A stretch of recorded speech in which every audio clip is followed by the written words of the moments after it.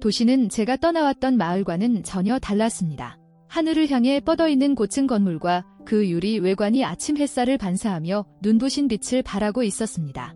거리는 경적을 울리는 구급차, 지나가는 사람들의 시선을 끌기 위해 소리를 지르는 상인들로 북적거렸습니다.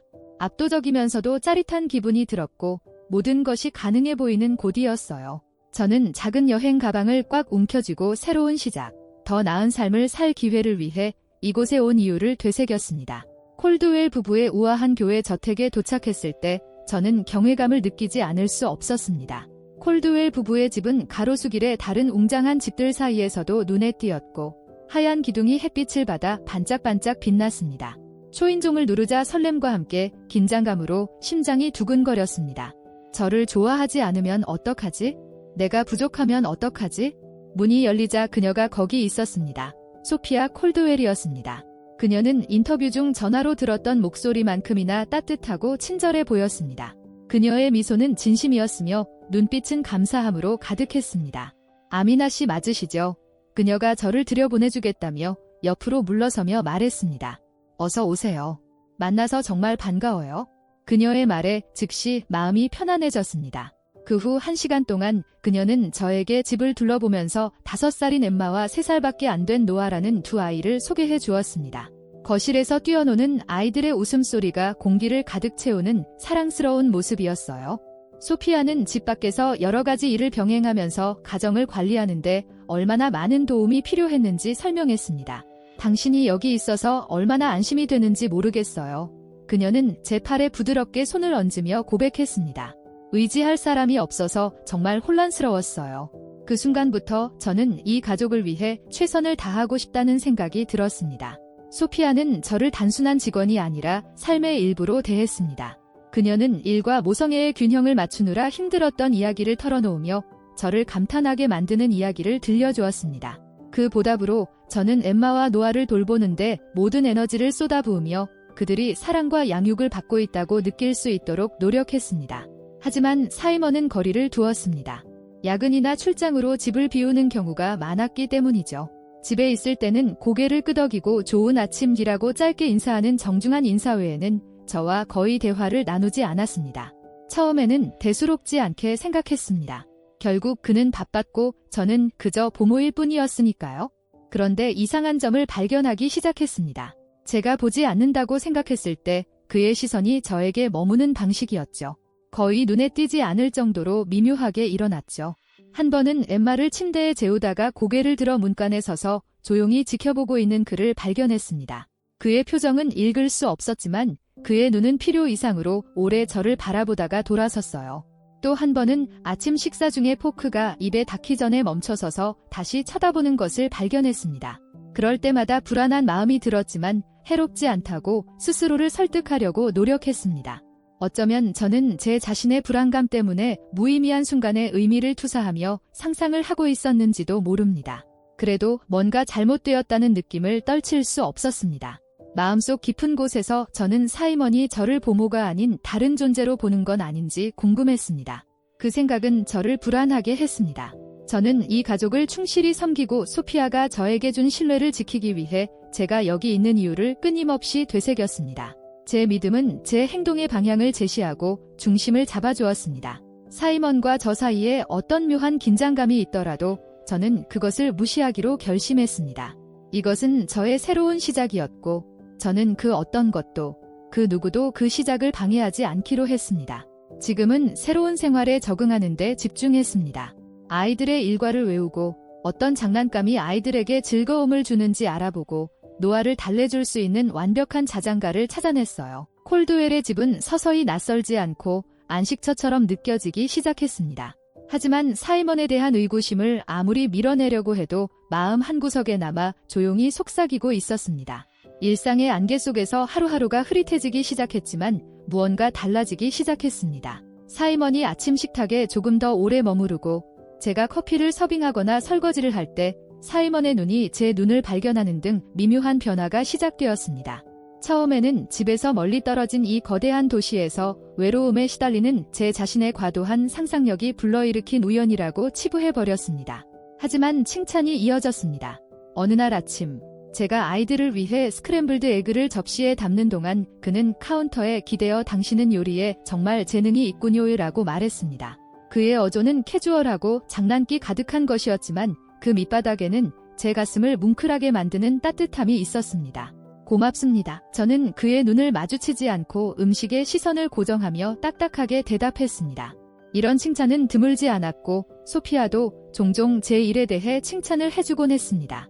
하지만 사이먼에게서는 제가 대면할 준비가 되지 않은 의미로 가득 찬 다른 느낌을 받았습니다. 그는 제가 어디서 자라는지, 마을에서의 삶은 어땠는지, 어떻게 가족을 위해 일하게 되었는지 등 저에 대해 질문하기 시작했습니다. 질문 하나하나가 순진해 보였지만 쌓이고 쌓여 제가 예상하지 못했던 친밀감을 형성했습니다. 어느 날 오후, 엠마와 노아를 침대에 눕혀 낮잠을 재운 후 거실에 앉아 소피아가 두고 간 사진첩을 넘기고 있는 그를 발견했습니다. 제가 들어섰을 때 그는 사진을 향해 손짓을 하며 고개를 쳐들었습니다. 정말 멋지네요. 그가 말했습니다. 소박하고 평온했던 어린 시절을 떠올리게 하네요. 저는 망설이다가 그와 함께 소파 가장자리에 어색하게 앉았습니다. 그 후 1시간 동안 우리는 아이나 집안일이 아니라 우리 자신에 대해 이야기했습니다. 그는 저와 비슷한 작은 마을에서 자란 이야기를 나누며 아버지와 함께 낚시를 하며 보낸 여름과 친구들과 눈 요새를 만들며 보낸 겨울을 이야기하며 목소리가 부드러워졌습니다. 그의 말투에는 전에는 볼 수 없었던 취약한 면이 있었습니다. 그리고 더 잘 알고 있음에도 불구하고 저는 제 자신을 끌어들였습니다. 그 사이 소피아는 지붕 밑에서 폭풍우가 몰아치는 줄도 모르고 저에게 계속 속내를 털어놓았습니다. 어느 날 저녁, 함께 빨래를 개던 중 그녀는 한숨을 크게 쉬며 손을 움직이다가 멈췄습니다. 사이먼은 일을 너무 많이 해요. 그녀의 목소리는 슬픔으로 물들었습니다. 가끔은 우리가 다른 삶을 살고 있는 것 같아요. 그녀는 저를 바라보며 이해를 구했고 저는 그저 공감하며 고개를 끄덕일 뿐이었습니다. 그녀의 말은 제게 무시할 수 없는 죄책감을 불러일으키며 깊숙이 파고들었습니다. 그녀는 저를 암묵적으로 신뢰하며 마음의 일부를 나누고 있었고 저는 남편에 대해 해서는 안 될 감정을 잠시나마 품고 있었습니다. 그날 밤 저는 침대에 누워 천장을 바라보며 모든 것을 합리화하려고 노력했습니다. 물론 사이먼의 매력이 저를 무장해제시켰지만 그런 생각을 하는 것보다 더 나은 방법을 알고 있었습니다. 제 믿음은 저의 다치자 길잡이였고 저는 그에게서 느껴지는 어떤 끌림에도 저항할 수 있는 힘을 달라고 간절히 기도했습니다. 그럼에도 불구하고 끌림의 깜박임은 고집스럽고 끈질기게 남아 제 결심의 가장자리를 갉아먹고 있었습니다. 사이먼이 가까이 있기로 결심한 것 같다는 것도 도움이 되지 않았습니다. 그는 제가 식사를 준비하는 동안 주방에 나타나 채소를 썰거나 식탁 세팅을 도와주겠다고 제안하곤 했습니다. 주말에는 공원으로 나들이를 갈 때면 아이들이 노는 동안 제 옆에서 함께 걸었습니다. 한 번은 부탁도 없이 제게 차 한 잔을 건네면서 손가락으로 제 손을 가볍게 문질러주기도 했어요. 그 손길에 날카롭고 전기가 흐르는 듯한 전율이 느껴졌고 저는 조용히 고맙습니다라고 중얼거리며 재빨리 자리를 피했습니다. 그 모든 상호작용은 저를 더욱 갈등하게 만들었습니다. 사이먼은 그저 친절하게 대했을 뿐이라고 스스로에게 말했지만 진실을 부정하기는 어려웠습니다. 우리 사이에는 연약하고도 말하지 못한 관계가 형성되어 있었고 그것이 저를 두렵게 했습니다. 저는 일이 더 커지기 전에 사이먼을 떠나고 우리 사이에 거리를 두어야겠다고 생각했습니다. 하지만 어떻게 그럴 수 있을까요? 소피아는 저를 믿었어요. 아이들은 저를 사랑했어요. 떠난다는 것은 아이들을 버리는 것이고 우리가 쌓아온 유대감을 배신하는 것이었죠. 그래서 저는 지키기로 약속한 삶과 그것을 무너뜨리려는 감정이라는 두 가지 세계 사이에 갇혀 머물렀습니다. 매일 새로운 도전과 의심의 순간이 찾아왔어요. 사이먼의 존재는 제 마음속에서 더 크게 다가왔고 그가 방을 떠난 후에도 그의 웃음소리가 오랫동안 울려 퍼졌습니다. 한편 소피아의 고백은 제가 선을 넘었을 때 초래할 수 있는 고통을 상기시키며 제 양심을 무겁게 짓눌렀습니다. 하지만 제가 아무리 그를 밀어내려고 해도 사이먼은 계속 가까이 다가올 핑계를 찾았습니다. 의도적이든 아니든 그의 행동은 제 방어막을 무너뜨렸고 저는 소피아에 대한 충성심과 그를 향한 거부할 수 없는 끌림 사이에서 갈등하게 되었습니다. 죄책감은 저의 영원한 동반자가 되어 제가 피할 수 없는 가혹한 진실을 속삭였습니다. 하지만 혼란 속에서도 한 가지 분명한 것은 제가 흔들리는 땅 위에 서 있다는 사실과 앞으로 나아갈 때마다 넘어질 위험이 있다는 것이었습니다. 빗소리가 창문을 부드럽게 두드리며 조용한 집안을 가득 채우는 잔잔한 리듬을 만들어냈습니다. 소피아는 아이들을 놀이방으로 데려갔고 저 혼자 남은 집에는 냉장고에서 윙윙거리는 소리와 혼자만의 생각만이 가득했습니다. 이미 2번이나 청소한 카운터를 닦으며 주방을 정리하고 있을 때 사이먼이 현관에 나타났습니다. 그는 아무렇지 않게 문틀에 기대어 주머니에 손을 집어넣고 제 움직임이 흔들릴 정도로 강렬하게 저를 바라보았습니다. 이봐요. 그가 부드러우면서도 안정된 목소리로 말했다. 같이 있어도 될까요? 저는 그의 존재에 맥박이 빨라지는 것을 무시하려고 억지로 미소를 지었습니다. 물론이죠. 도움이 많으면 많을수록 좋죠. 그는 안으로 들어와 테이블에서 의자를 꺼내 앉았습니다. 한동안 우리는 날씨, 아이들의 장난, 다음 주에 해볼 만한 요리법 등 사소한 것들에 대해 이야기했습니다. 하지만 그의 말 속에는 자신의 농담에 웃으면서도 묵직한 무게가 남아 있었습니다. 얼마 지나지 않아 대화 분위기가 바뀌었고 그의 어조는 점점 더 조용해지고 신중해졌습니다. 혹시 막막하다고 느껴본 적 있나요? 그는 갑자기 탁자 위에 시선을 고정하며 물었습니다. 그의 질문에 깜짝 놀란 저는 닦던 도중에 잠시 멈추고 고개를 돌려 그를 바라보았습니다. 막혔다고요? 저는 어떻게 대답해야 할지 몰라 머뭇거렸습니다. 그는 고개를 끄덕이며 머리를 손으로 쓸어 넘겼습니다. 네, 무슨 일을 하든 인생이 더 이상 내 것이 아니라는 느낌에서 벗어날 수 없는 것처럼요. 모두가 기대하기 때문에 그저 그렇게 살아가고 있는 것 같아요. 그의 고백은 말 자체도 놀라웠지만 그의 목소리에서 느껴지는 생생한 연약함이 저를 놀라게 했습니다. 지난 몇 주 동안 제가 알고 있던 사이먼이 아니었기 때문입니다. 그는 완전히 다른 사람이었습니다. 상처받고 찾고 연결되기를 간절히 원하는 사람이었죠. 하지만 거리를 두어야 한다는 것을 알면서도 저는 그에게 끌리는 제 자신을 발견했습니다. 누구나 가끔은 그런 감정을 느끼는 것 같아요. 제가 조심스럽게 천을 옆으로 치우며 말했습니다. 하지만 어쩌면 사소한 것에서 의미를 찾는 것일 수도 있죠. 우리에게 의지하는 사람들에게서요. 그러자 그는 숨이 멎을 듯한 강렬함으로 제 눈을 바라보았습니다. 정말 그렇게 생각하세요? 아니면 그냥 내 기분을 좋게 하려고 하는 말인가요? 그의 솔직함에 저는 무장해제되었고 어떻게 대답해야 할지 몰라 망설였습니다. 제가 말하기도 전에 그는 속삭이듯 간신히 속삭이는 목소리로 계속 말했습니다. 당신이 나를 바라보는 눈빛이 보여요. 아미나, 당신도 느끼지 않나요? 심장이 멈췄습니다. 마음은 부정하고 웃어넘기거나 화제를 바꾸라고 소리쳤지만 몸은 저를 배신했습니다. 저는 얼어붙어 그 자리에 뿌리박고 그의 눈에서 시선을 떼지 못했습니다. 우리 사이의 공기는 무언의 긴장감으로 삐걱거리는 것 같았고 매 순간이 지난 시간보다 더 길어졌습니다. 그가 손을 뻗어 손가락이 제 손을 가볍게 스쳤을 때 저는 손을 떼었어야 했습니다. 그래야만 했다는 걸 알았다. 하지만 그 대신 저는 가만히 서서 그의 손길이 오래 머물도록 내버려 두었습니다. 너무도 깊고 근본적으로 잘못된 행동이었지만 세상에서 가장 자연스러운 일처럼 느껴졌습니다. 미안해요. 그가 엄지손가락으로 제 손등에 동그라미를 그리며 중얼거렸습니다. 아무 말도 하지 말았어야 했어요. 그냥 당신이 알았으면 했어요. 눈가에 눈물이 맺히고 죄책감과 그리움이 내 안에서 전쟁을 치르고 있었습니다. 사이먼, 우린 안 돼. 나는 확신에 찬 목소리가 아니었지만 속삭였다. 이건 옳지 않아요. 알아요. 그가 고통스러운 표정으로 인정했습니다.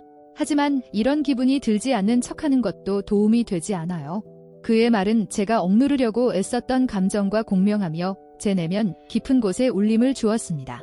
믿음은 항상 의심과 유혹의 순간을 헤쳐나갈 수 있도록 저를 이끌어주는 닭과도 같은 존재였습니다. 하지만 저는 흔들리는 땅 위에 서서 제가 믿는 모든 것과 그를 향한 부인할 수 없는 끌림 사이에서 갈등하고 있었습니다.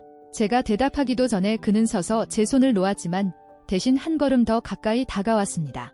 그가 가까이 다가오자 등골이 오싹하고 온몸의 모든 신경이 그를 예민하게 인식했습니다. 당신을 밀지 않을게요. 그가 부드럽게 말했다. 하지만 더는 당신이나 나 자신에게 거짓말하지 않을 거예요.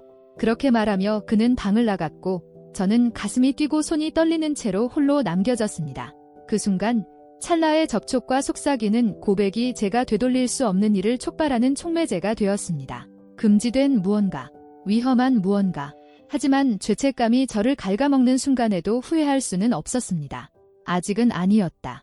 몇 주가 흐릿한 순간과 속삭이는 말의 안개 속에서 흘러갔고 그 하나하나가 저를 빠져나올 수 없는 그물망 속으로 더 깊숙이 끌어당겼습니다. 사이먼과 저는 소피아가 아이들을 학교에 데려다 줄 때, 심부름을 할 때, 심지어 낮잠을 자려고 방으로 물러나는 짧은 시간 동안에도 함께 할 수 있는 방법을 찾으며 날이 갈수록 가까워졌습니다. 이런 일이 일어나서는 안 되는 일이었죠. 주방 카운터에서 눈을 마주치거나 같은 접시에 손을 뻗을 때마다 저는 이번이 마지막이 될 거라고 스스로에게 다짐했습니다. 하지만 또다시 부드럽고 거부할 수 없는 순간이 찾아오면 저는 또다시 굴복하는 제 자신을 발견하곤 했습니다. 그럴 때마다 제 마음은 텅 비었고 죄책감이 거침없는 폭풍처럼 저를 갉아먹었습니다. 밤이 되면 엠마와 노아를 침대에 재우고 집이 조용해지도록 한 후 저는 작은 방의 기도 매트 위에 무릎을 꿇고 눈물을 흘리며 알라께 용서를 빌곤 했습니다. 별표 제발 저를 용서해주세요. 저는 떨리는 목소리로 반복해서 기도했습니다. 별표 이런 기분이 들기 싫어요. 저를 놓아주세요. 별표 하지만 아무리 간절히 기도해도 감정은 더 깊어져 제 존재와 분리할 수 없을 정도로 뒤틀리는 것만 같았습니다. 하지만 죄책감의 무게에도 불구하고 우리가 공유한 것이 진짜라고 사이먼이 다른 누구도 보지 못한 것을 제 안에서 본 것일지도 모른다고 믿게 된 순간이 있었습니다. 그는 외로움과 관계에 대한 갈망에 대해 이야기했고 저는 그 마음을 너무 잘 이해했기에 귀를 기울였습니다. 그 안에서 저는 보모 아미나가 아닌 인간 아미나로 저를 바라보는 누군가를 발견했습니다. 그 생각에 두려운 마음이 들기도 했지만 존재하지도 않았던 공허함이 채워지기도 했습니다. 하지만 소피아의 신뢰만큼 저를 날카롭게 꿰뚫어 본 것은 없었습니다. 소피아는 이제 저를 직원이라기보다는 친구처럼 대하며 자주 속마음을 털어놓았습니다.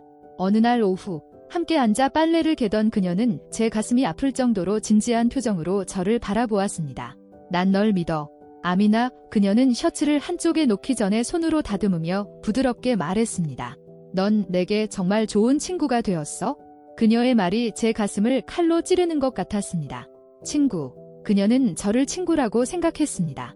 그녀의 등 뒤에서 몰래 돌아다니며 가장 친밀한 방식으로 그녀를 배신하는 사람이 아니라 말입니다. 저는 숨이 막히고 그녀의 말이 속이 쓰리지 않은 듯 고개를 끄덕이며 억지로 미소를 지었습니다. 고마워요. 소피아, 나는 내 안에서 격렬하게 일어나는 혼란에도 불구하고 안정된 목소리로 간신히 말했다. 정말 큰 의미가 있어요. 그날 저녁, 잠에서 깨어 천장을 바라보며 누워있는 동안 그녀의 말이 고장난 레코드판처럼 제 머릿속을 맴돌았습니다. 내가 어떻게 그녀에게 이럴 수 있지? 그들에게. 소피아는 저를 집으로 맞아주고 친절과 존중으로 대해주었는데 저는 그녀의 남편에게 몰래 빠져드는 것으로 보답하고 있었으니까요. 배신감은 견딜 수 없는 무거운 사슬처럼 제 영혼을 감싸고 제가 되고 싶었던 사람으로부터 점점 더 멀어지게 만들었습니다. 사이먼은 제 변화를 거의 즉시 알아차렸어요. 그 주 후반에 정원에서 저에게 다가왔을 때 그의 표정은 걱정스러웠습니다. 무슨 일이야? 그는 들리지 않도록 낮은 목소리로 물었습니다. 당신은 멀어 보이네요. 계속 이러고 있을 수 없어요. 저는 속삭이듯 간신히 속삭이는 목소리로 대답했습니다. 그 말은 내가 멈추기도 전에 날 것 그대로의 절박한 목소리로 쏟아져 나왔다. 이건 옳지 않아요. 사이먼. 우리를 신뢰하는 사람들을 다치게 하고 있어요. 그는 얼굴을 찡그리며 가까이 다가왔다. 아미나, 복잡하다는 건 알지만 이런 감정이 없는 척할 수는 없어요. 넌 나한테 소중한 사람이야. 진심이라고요. 그의 말은 저에게 위로가 되어야 했지만 오히려 절망감만 더 깊어졌습니다. 감정만으로는 충분하지 않아요. 저는 떨리는 목소리로 대답했습니다. 그런 감정은 소피아가 이 사실을 알게 되면 겪게 될 고통으로부터 소피아를 보호해주지 못해요. 매일 느끼는 죄책감도 덜어주지 못하죠. 그는 한동안 아무 반응도 보이지 않았고 희미한 희망을 찾으려는 듯 제 눈빛을 응시했습니다. 마침내 그는 한숨을 쉬며 머리를 손으로 쓸어 넘겼습니다. 그럼 제가 어떻게 하길 바라세요? 그냥 가라고요. 아무 일도 없었던 것처럼. 네, 나는 그 말이 입안에서 재처럼 느껴졌지만 울었다. 안 돼. 나는 스스로에게 좌절하며 고개를 저었다. 모르겠어요. 그냥 시간이 필요해요. 생각할 시간이요. 그는 턱을 괴면서 천천히 고개를 끄덕였다. 알았어요. 그게 필요하다면요. 하지만 그의 눈에는 저를 닮은 슬픔이 있었고 우리가 맺은 유대감과 그것이 가져올 파멸을 상기시켜 주었습니다. 그가 떠나자 저는 나무 그늘 아래 벤치에 주저앉아 손바닥으로 관자놀이를 누르고 있었습니다. 죄책감, 갈등, 믿음과 욕망 사이에 불가능한 끌림 등 모든 것의 무게가 질식할 것만 같았습니다. 이 도시에 도착한 후 처음으로 이곳에 머물 가치가 있는지 의문이 들었습니다. 내가 저지른 일의 짐을 짊어지고 모든 것이 괜찮은 척하면서 이 지붕 아래에서 계속 살 수 있을까요? 저는 답이 없었습니다. 제가 아는 건 이대로는 계속할 수 없다는 것뿐이었어요. 무언가를 포기해야만 했습니다. 그 후 며칠은 혼란과 죄책감의 연속이었으며 매 순간 저를 반대 방향으로 끌어당겼습니다. 저는 사이먼과 거리를 두려고 노력했고 사이먼과의 대화는 엄격하게 업무적으로만 유지했습니다. 하지만 그는 끈질기게 제 곁에 있지 않아도 제 생각 속으로 파고드는 방법을 찾았습니다. 그의 목소리가 제 머릿속에 맴돌았고 그의 말은 잊을 수 없는 멜로디처럼 울려 퍼졌습니다. 우리는 함께 행복할 수 있어요. 어느 날 저녁, 그는 진정으로 믿는 듯 부드러우면서도 열렬한 어조로 말했습니다. 당신은 이 삶보다 더 나은 삶을 살 자격이 있어요. 그의 선언은 제가 인정하고 싶지 않을 만큼 저를 불안하게 만들었습니다. 그가 말하는 방식에는 모든 이성을 거스르는 우리의 미래를 본 것처럼 확신에 찬 너무나도 확실한 무언가가 있었습니다. 순간적으로 저는 그 생각을 즐기도록 허락했습니다. 모든 것을 뒤로하고 떠난다면 어떤 기분일까요? 나를 무조건적으로 사랑한다고 주장하는 사람과 새롭게 시작한다면? 그 생각은 위험하고 매혹적이었고 완전히 금지된 것이었습니다. 하지만 현실이 날카롭고 거침없이 다시 들이닥쳤습니다. 두 팔 벌려 저를 집으로 맞아준 소피아를 배신하는 것을 어떻게 정당화할 수 있을까요? 누가 나를 보모로서뿐만 아니라 친구로서도 믿어줬는데 그녀의 따뜻한 미소를 볼 때마다 저녁 식사를 하며 나누는 웃음소리가 내 양심을 더 깊숙이 찌르는 단검처럼 느껴졌습니다. 하지만 사이먼의 끈질긴 집요함은 제 결심을 무너뜨렸습니다. 그는 소리치거나 요구하지 않고 대신 자유와 성취에 대한 약속을 속삭이면서 뿌리를 내리지 말아야 할 곳에 의심의 씨앗을 심었습니다.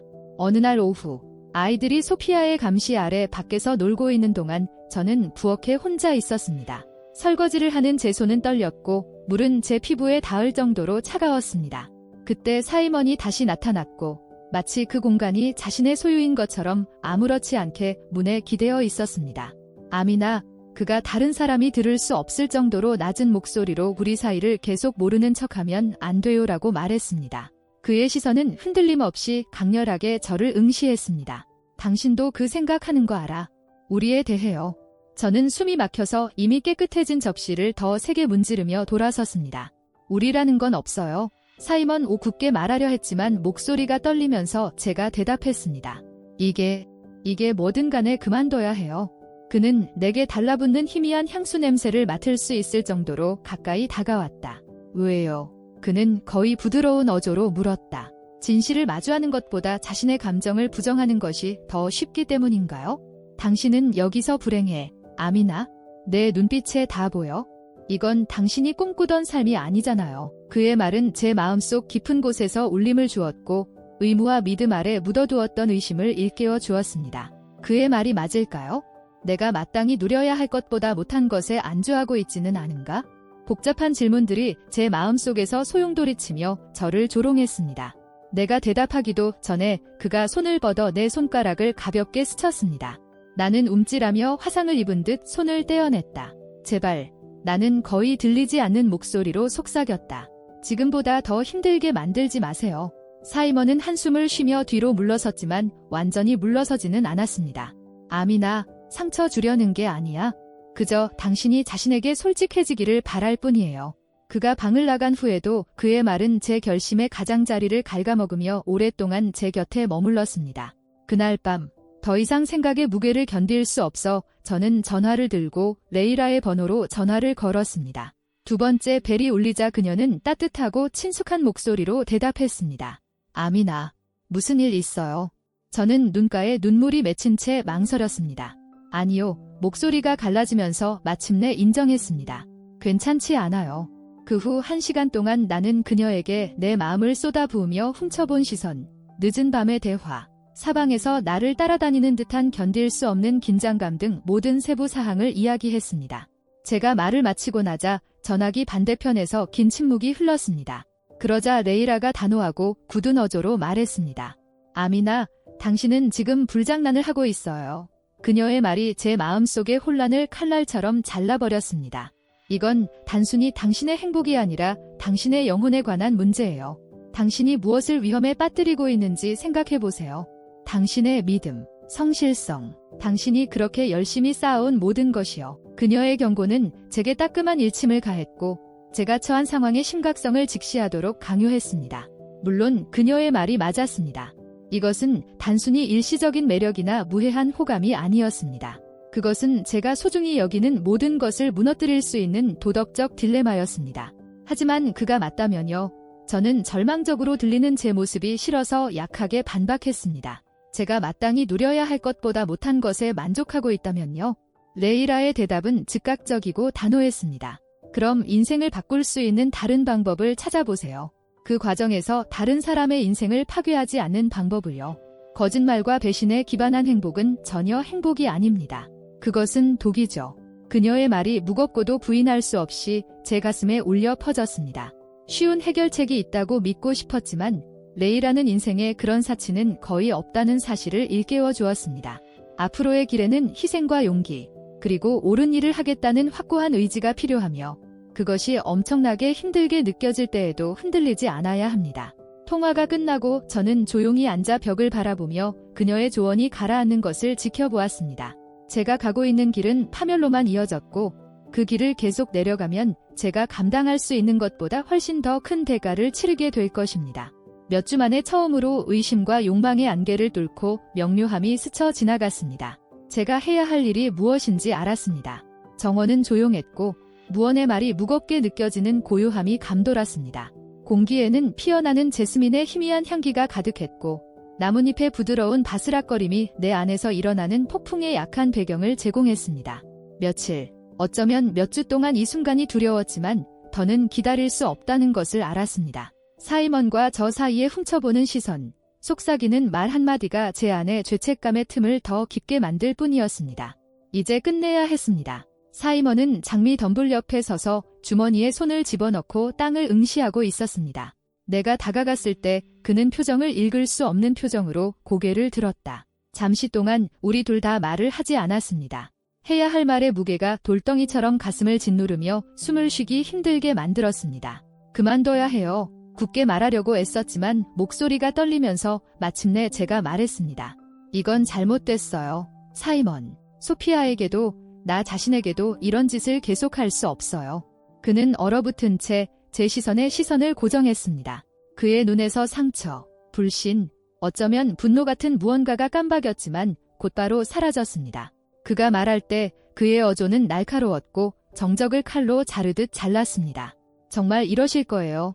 그는 낮지만 비난이 담긴 목소리로 물었습니다. 그 모든 일을 겪고도 그냥 가버리겠다고요? 그래야만 해요. 입안에서 공허한 느낌이 들었지만 저는 대답했습니다. 모르겠어요. 이건 우리답지 않아요. 우리가 아끼는 사람들, 우리를 신뢰하는 사람들에게 상처를 주고 있어요. 그는 턱을 꽉 다물고 한 걸음 더 가까이 다가갔고 그의 움직임은 신중했습니다. 그럼 제가 느끼는 감정은요? 그런 생각은 해봤어요. 내가 당신에 대해 어떻게 느끼는지 당신은 항상 알고 있었잖아요. 그의 말이 따귀처럼 저를 때렸고 저는 한 발짝 물러설 수밖에 없었습니다.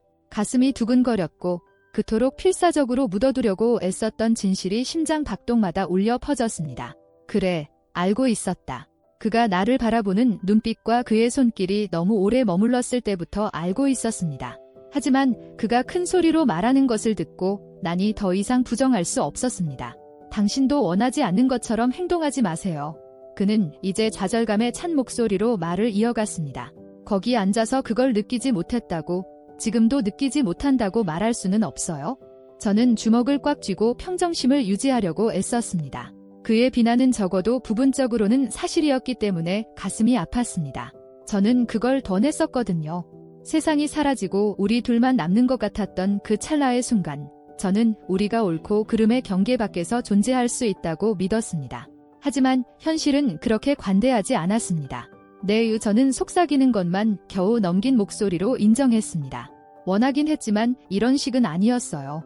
이런 대가를 치르면서까지요. 사이먼은 고개를 저으며 표정이 어두워졌습니다. 그래서 그게 다예요.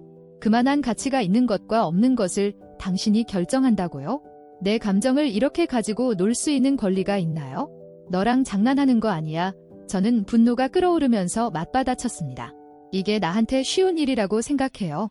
이 지경까지 오게 한 제 자신이 싫지 않다고 생각하세요? 난 소피아를 위해, 당신 가족을 위해, 우리 별표를 위해 이를 바로잡으려고 여기 왔어요. 하지만 이 중 어느 것도 옳지 않아요. 사이먼, 하나도요. 잠시 동안 그는 아무 반응도 하지 않았습니다. 그는 고르지 않은 호흡으로 가슴을 오르내리며 서 있었고 마치 우리가 나눴던 연결의 흔적을 찾으려는 듯 내 눈을 바라보았습니다. 하지만 제 눈에는 제가 초래한 고통, 즉 제가 쌓아온 신뢰의 기반에 균열이 생긴 것만 보였습니다. 마침내 그가 조용해졌지만 그다지 강렬하지 않은 목소리로 말했습니다. 이게 옳은 일이라고 그렇게 확신한다면 왜 한 번도 깨진 적 없는 것을 찢는 것처럼 느껴지나요? 그의 질문은 제 마음속 깊은 곳에서 울림을 주었습니다. 그의 말이 맞을까요? 저는 단순히 더 안전한 선택이기 때문에 일을 끝내는 것이 고귀한 선택이라고 스스로 확신하고 있었을까요? 아니면 관련된 모든 사람을 위해 정말 옳은 일을 하고 있었던 걸까요? 모르겠어요. 저는 목소리가 꺾이면서 인정했습니다. 제가 아는 것은 우리가 계속 이렇게 살 수는 없다는 것입니다. 우리는 우리 자신의 목숨만 위험에 빠뜨리는 것이 아니라 주변 사람들을 파괴하고 있습니다. 그리고 저는 책임질 수 없어요. 사이먼은 한숨을 쉬며 머리를 손으로 쓸어 넘겼습니다. 그의 눈에서 분노가 사라지고 슬픔이 저와 비슷한 슬픔으로 바뀌었습니다. 알았어요. 그는 한참을 머뭇거리더니 말투를 고쳐 말했습니다. 당신이 원하는 게 이런 거라면 존중할게요. 하지만 내가 우리가 가졌던 감정을 잊거나 내가 느끼는 감정을 멈출 거라고 기대하지는 마세요. 그의 말은 무겁고 마지막처럼 우리 사이에 공중에 떠 있었습니다. 저는 그에게 시간이 우리가 스스로에게 입힌 상처를 치유할 것이라고, 거리가 그리움의 아픔을 무디게 할 것이라고 말하고 싶었습니다. 하지만 입을 열어서 말하려고 해도 전적으로 믿지 못한다는 것을 깨달았습니다. 어떤 상처는 완전히 사라지기에는 너무 깊었습니다. 대신 나는 그의 시선을 마주치지 못한 채 고개를 끄덕였다. 고마워요 라고 중얼거렸지만 그 감사가 잘못 전달된 것 같았습니다. 이해해줘서요. 그는 작고 씁쓸한 웃음을 지으며 고개를 저었습니다. 이해가 안 돼요. 아미나. 정말로요. 하지만 더 이상은 상관없어요. 그렇게 말하며 그는 돌아서서 저를 정원에 혼자 남겨두고 떠났습니다. 햇빛이 나무 사이로 들어와 잔디에 얼룩덜룩한 그림자를 드리웠지만 그 장면의 아름다움은 잔인하게 아이러니하게 느껴졌습니다. 저는 제 몸을 두 팔로 감싸 안으며 살릴 수 있을지 확신할 수 없는 삶의 조각들을 붙잡으려고 애쓰는 동안 손이 떨렸습니다. 사이먼의 발자국 소리가 저 멀리 사라지자 저는 가까운 벤치에 주저앉아 눈물을 흘렸습니다. 일을 끝내고 나니 기대했던 안도감은커녕 내 안의 공허함만 더 커져만 갔습니다. 저는 옳은 일을 한 거죠. 그렇죠? 그런데 왜 그 과정에서 제 자신의 일부를 잃은 것처럼 느껴졌을까요? 대답할 수 없는 질문들이 머릿속에서 소용돌이 쳤습니다. 정원의 고요한 아름다움에 둘러싸여 그곳에 앉아 다시 평화를 찾을 수 있을지 궁금할 뿐이었죠. 밤은 끝이 없었고 창밖에서 희미하게 들리는 도시의 윙윙거리는 소리만이 숨막히는 정적을 깨뜨렸습니다. 저는 침대에 누워 천장을 바라보며 머릿속을 가라앉힐 수 없는 생각에 사로잡혔습니다. 이 집에 온 후 내가 내린 모든 결정들, 즉 훔쳐본 시선, 속삭이던 대화, 사이먼의 존재가 나를 서서히 풀어주던 방식이 생생하게 되살아났습니다. 기억 하나하나가 실타래처럼 얽히고 설키며 예전의 저를 찢어내고 달아서 알아볼 수 없는 무언가를 남기는 느낌이었어요. 저는 소피아, 그녀의 친절함, 신뢰에 대해 생각했습니다. 그녀는 저를 단순한 직원이 아닌 가족처럼 대하며 자신의 집으로 맞아주었습니다. 그런데 저는 어떻게 보답했을까요? 그 신뢰를 최악의 방법으로 배신함으로써요. 죄책감이 그 어느 때보다 무겁게 저를 짓눌렀지만 그것은 단순히 소피아에게 한 행동에 대한 죄책감이 아니었습니다. 그것은 제가 제 자신에게 한 짓, 즉 제가 원했던 사람으로부터 얼마나 멀어졌는지에 대한 죄책감이었습니다. 시간이 흐르면서 저는 사물을 더 명확하게 보기 시작했습니다. 사이먼에 대한 제 감정은 사랑이나 매력에 뿌리를 둔 것이 아니었습니다. 그것은 외로움에서 비롯된 것이었고 그가 제게 인정받고 싶다는 절박한 갈망에서 비롯된 것이었는데 그가 인정해주기 전까지는 제가 그 갈망에 굶주려 있다는 사실을 깨닫지 못했죠. 그는 아무도 보지 못할 때 저를 봐줬고 저는 스스로에게 그렇게 말했죠. 하지만 어둠 속에 누워있는 지금 저는 그가 저를 이용했던 것처럼 저도 그를 이용했다는 사실을 깨달았습니다. 우리는 혼자 서는 법을 몰라 서로에게 매달렸던 두 사람이었습니다. 하지만 그 어떤 것도 제가 한 일을 변명할 수는 없었습니다. 소피아가 알게 된다면 제가 겪을 고통은 어떤 합리화로도 지울 수 없었습니다. 더 큰 문제는 제가 살겠다고 맹세했던 제 자신의 가치와 원칙을 저버렸다는 것이었습니다. 믿음, 성실, 정직은 저에게 단순한 단어가 아니었습니다. 제가 믿는 모든 것의 토대였습니다. 그리고 저는 그 무게에 짓눌려 무너져 내리고 있었습니다. 동이 트고 커튼 사이로 옅은 빛이 스며들었을 때 저는 제가 해야 할 일이 무엇인지 알았습니다. 여기 머무르는 것은 선택사항이 아니었습니다. 이 집, 이 사람들은 저 같은 사람보다 더 나은 대우를 받을 자격이 있는 사람들이었습니다. 유혹을 뿌리치지 못하고 자신의 욕망에 눈이 멀어 행동의 결과를 보지 못하는 사람. 떠난다고 해서 모든 것이 해결되는 것은 아니었고 제가 입힌 상처를 되돌릴 수도 없었지만 시작은 시작이었습니다. 재건하고 다시 나를 찾을 수 있는 기회였습니다. 저는 아무도 깨우지 않도록 조심하며 조용히 일어나 방에 있는 작은 책상에 앉았습니다. 종이 한 장을 꺼내 한참을 바라보며 생각을 정리하려고 노력했습니다. 제가 해야 할 말을 어떻게 다 글로 표현할 수 있을까요? 배신의 깊이를 드러내지 않고 어떻게 사과할 수 있을까요? 결국 저는 단순함이 최선이라는 결론을 내렸습니다. 소피아는 자세한 내용을 알 필요가 없었습니다. 그녀에게 필요한 것은 종결, 그리고 제가 용서를 받을 자격이 있는지 의심스럽지만 용서일지도 모릅니다. 사랑하는 소피아, 별표 저를 위해 해준 모든 일에 감사해요. 당신은 저에게 단순한 상사가 아니라 친구이자 멘토였고 제가 깊이 존경하는 사람이었습니다. 하지만 때때로 인생은 우리가 의도하지 않은 길로 우리를 이끌고 저는 여기 머무는 것이 저나 여러분의 가족을 위해 더 이상 올바른 선택이 아니라는 것을 깨달았습니다. 별표 저로 인해 고통을 드린 점에 대해 진심으로 죄송하다는 말씀을 드립니다. 여러분의 신뢰는 저에게 큰 힘이었는데 항상 그에 걸맞은 모습을 보여주지 못한 것 같아 후회하고 있습니다. 저 자신을 믿기 힘들었을 때에도 저를 믿어주셔서 감사합니다. 별표 이제는 새로운 방향을 찾기 위해 앞으로 나아갈 때입니다. 당신이 이해해주길 바라며 언젠가 날 용서해주길 바랍니다. 별표 감사와 존경의 마음을 담아 아미나 별표 눈물이 잉크를 흐렸습니다. 편지를 접어서 소피아가 반드시 찾을 주방 카운터 위에 올려놓았습니다. 저는 떨리는 손으로 옷과 책을 여행 가방에 넣으며 재빨리 짐을 쌌습니다. 제가 집을 나설 때 아이들은 아직 잠들어 있었고 어제의 웃음소리가 제가 떠나는 것을 잔인하게 상기시키는 것처럼 제 마음속에 울려 퍼졌습니다. 제가 걸어가는 길은 조용했고 선선한 아침 공기가 제 피부를 스쳤습니다. 몇 주 만에 처음으로 행복도 아니고 안도감도 아닌 조용한 평화를 느꼈습니다. 안정된 무언가. 어디로 가는지 앞으로 어떤 일이 일어날지 모르겠지만 한 가지 확실한 것은 이대로는 안 된다는 것이었습니다. 더 이상은 아니죠. 모퉁이를 돌면서 콜드웰 가족과 거리를 두고 저는 조용히 기도를 속삭였습니다. 시간이 걸리는 용서가 아니라 힘을 달라고요. 앞에 놓인 모든 것을 마주할 수 있는 힘, 내가 스스로에게 허용한 사람이 아니라 내가 되고 싶었던 사람이 될 수 있는 힘을. 오랜만에 처음으로 희망을 느꼈어요. 다시 일어설 수 있다는 희망. 내가 치유될 수 있다는 희망. 그리고 언젠가는 지금 이 순간을 끝이 아니라 시작이라고 돌아볼 수 있으리라는 희망도 있었습니다. 고향으로 향하는 버스는 공간만큼이나 시간 여행처럼 느껴졌습니다. 야생화가 흩어져 있는 들판, 지평선 위로 솟아있는 오래된 교회 첨탑, 어릴 적 뛰어놀던 한적한 거리 등 익숙한 풍경이 스쳐 지나갔습니다. 단순히 향수를 불러일으키는 것이 아니라 그 과정에서 잃어버렸던 나 자신을 찾을 수 있다는 희망이 저를 끌어당겼습니다. 버스에서 내렸을 때 공기는 이전과는 다른, 더 깨끗하고 단순한 냄새가 났습니다. 어머니는 두 팔을 벌려 저를 반갑게 맞아주셨고 따뜻하지만 걱정스러운 표정으로 저를 안아주셨습니다. 어머니는 바로 질문하지 않으셨어요. 대신 어머니는 저를 꼭 끌어안고 위로의 말을 중얼거리며 눈물을 흘리게 했습니다. 이제 집에 왔어요. 그녀가 부드럽게 말했습니다. 그리고 몇 달 만에 처음으로 그 말이 진실로 느껴졌습니다. 저는 처음 며칠 동안 소도시 생활의 리듬에 적응하는 데 시간을 보냈습니다. 아침은 레이스 커튼 사이로 햇살이 들어오고 새소리가 고요함을 채우는 일은 아침으로 시작되었습니다. 저는 모스크의 기도 예배에 참석하여 한때는 당연한 일상이었지만 지금은 오랜만에 낯설게 느껴지는 의식을 통해 위안을 얻었습니다.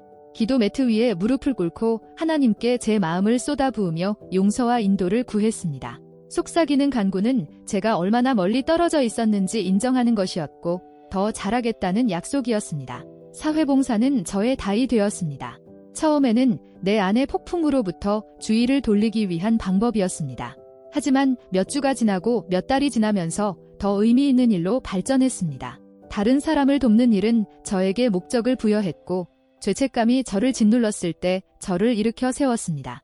방과 후 아이들을 가르치든 지역 식품 저장실에서 자원봉사를 하든 모든 친절한 행동은 제가 짊어지고 있던 수치심을 덜어주었습니다. 사람들은 저를 보고 미소를 지으며 고마워했고 저는 서서히 제가 그들의 감사를 받을 자격이 있다고 믿기 시작했습니다. 하지만 제가 저지른 일의 무게가 무거운 이불처럼 저를 짓누르는 밤도 있었습니다. 사이먼에 대한 기억이 마음 한구석에 남아있다가 조용한 순간에 불쑥 떠오르곤 했습니다. 저는 잠에서 깨어 천장을 바라보며 대화를 되풀이하고 상황을 다르게 처리할 수 있었을지 궁금해하곤 했습니다. 더 강해질 수 있었을까? 더 똑똑할 수 있었을까요? 더 단호하게?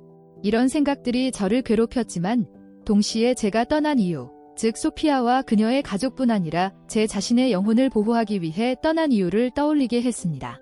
황혼이 하늘을 주황색과 분홍색으로 물들이던 어느 날 저녁, 레이라에게 전화가 왔습니다.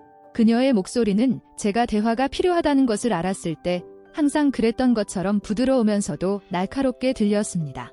제가 돌아온 후로 많은 대화를 나누지는 못했지만 그녀는 정기적으로 안부를 물으며 격려의 메시지와 함께 하루하루를 잘 견뎌내라는 메시지를 보냈어요. 어떻게 지내세요? 안부를 주고받은 후 그녀가 물었습니다.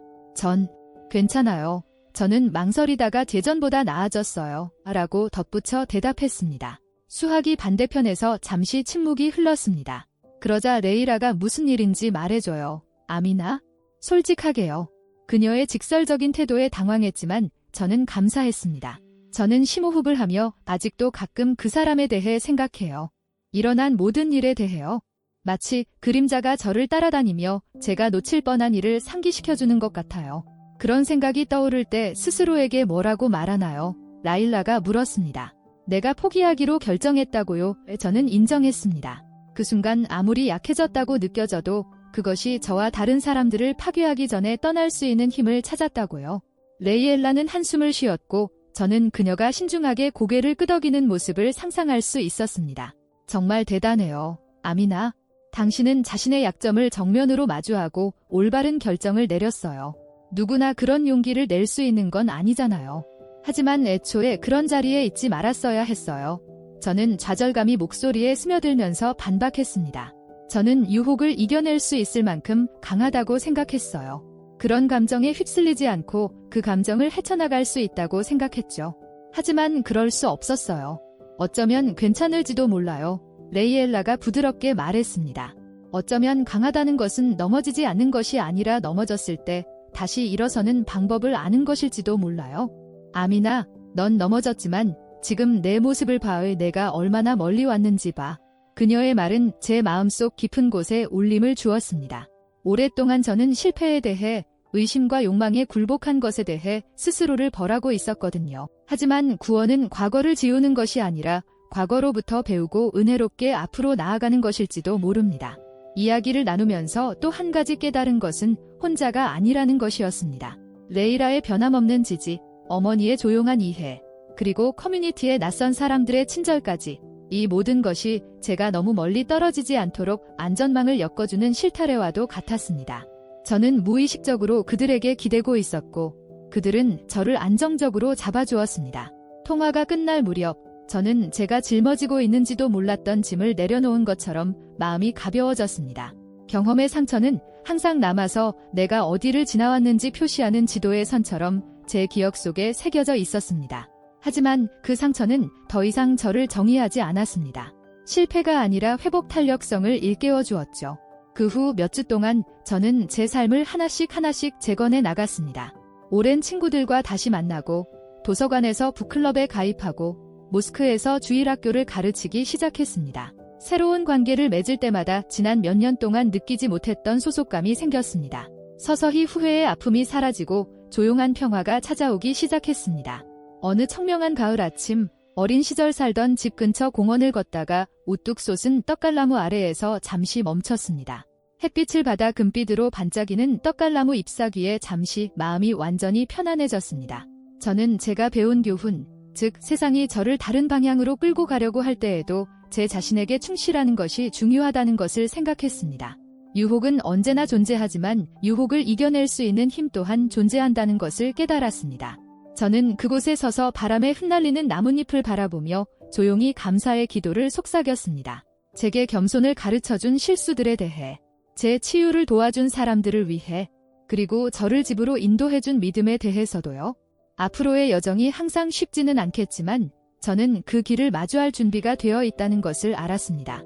제가 무적이라고 믿었기 때문이 아니라 강함은 결코 흔들리지 않는 것이 아니라 아무리 많이 넘어져도 다시 일어서는 것을 선택하는 것임을 마침내 깨달았기 때문입니다. 아미나의 여정을 통해 인간의 감정은 지저분하고 예측할 수 없으며 종종 모순된다는 것을 깨달았습니다. 순간적인 욕망이라는 이름으로 잘못된 선택을 정당화하는 것이 얼마나 쉬운 일인지 깨달았고, 고통스럽더라도 정직함을 선택하는 데 필요한 조용한 힘도 발견했습니다. 잠 못 이루는 밤과 힘들게 얻은 명료함을 통해 그녀는 진정한 용기는 충동을 따르는 것이 아니라 어떤 대가를 치르더라도 자신의 가치에 충실하는 데 있다는 것을 배웠습니다. 유혹에서 벗어나면서 아미나는 더 깊은 자존감과 평화를 찾았고, 마음은 방황할지라도 진실은 우리를 집으로 인도할 수 있다는 것을 증명했습니다.